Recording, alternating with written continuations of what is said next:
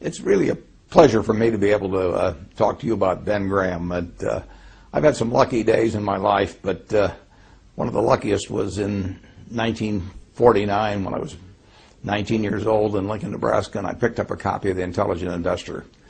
It not only changed my investment philosophy, it really changed my whole life. I'd be a different person in a different place if I hadn't have first seen that book.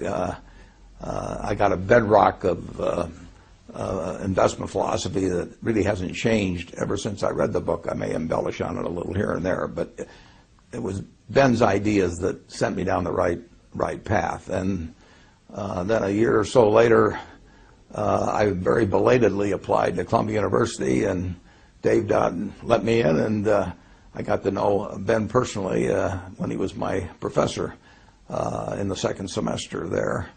And when I finished up, of course, I said I'd go to work for him for nothing, and he said I was overpriced, and he probably was right. But a few years later, I got a letter from him, and he said, next time you're in New York, I'd like to talk to you. And I made a point of being there about 24 hours later, and he offered me a job. And I didn't ask the salary, but fortunately, at the end of the first month, I found out he'd not taken me, or maybe he'd forgotten about the fact that I'd do it for nothing. And I got inspired working for him, just being around him every day. And then we developed this friendship, which lasted until he died about 25 years later. So I really had a quarter of a century of experience with a marvelous man. And you all know about his mind and his ideas and the influence they've had on the profession of security analysis, the influence they probably had on you and your own portfolios, and certainly me. But the human side was just as impressive. He was a generous man. When my first son was born, shortly after I went back to take the job in December of 1954, my son was born, and I gave him the middle name of Graham. I named him after my dad, Howard, and then after Ben Graham with the middle name of Graham.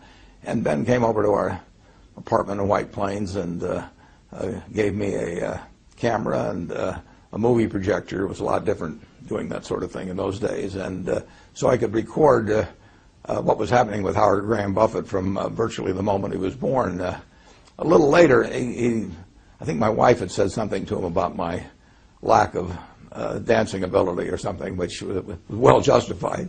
And Ben gave me a certificate for some free lessons at the Arthur Murray Dance Studio in White Plains. That may have been the worst investment he ever made. He did not get his money's worth when he did that.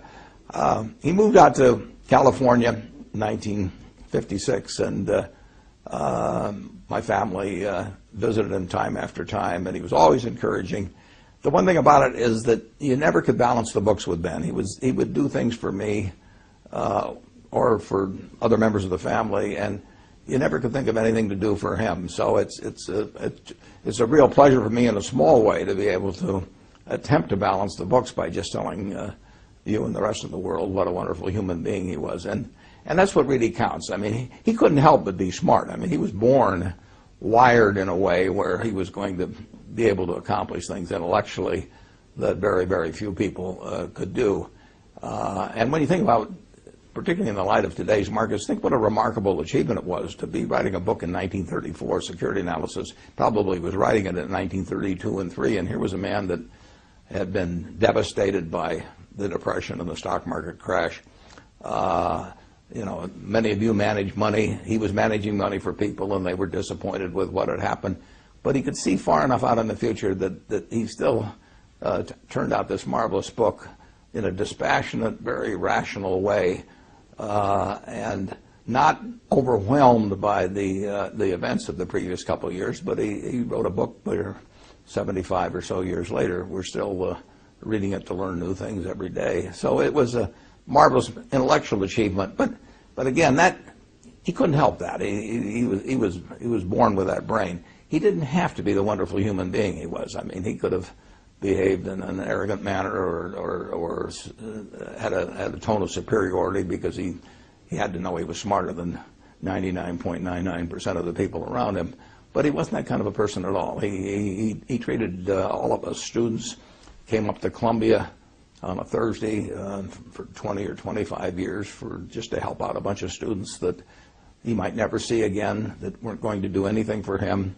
He was sharing knowledge that, in effect, was going to make them competitors. I bought some of the same stocks that Graham Newman was buying, his investment company, later on. I didn't buy them in very big quantities because they didn't have that kind of money. But he was creating competitors. It didn't bother him. He used current examples. We would sit there in class, and he would tell us about things that we never would have found on our own. But he was just a generous man in every way, and I was lucky to know him, and I hope you've gotten to know him a little bit through these comments.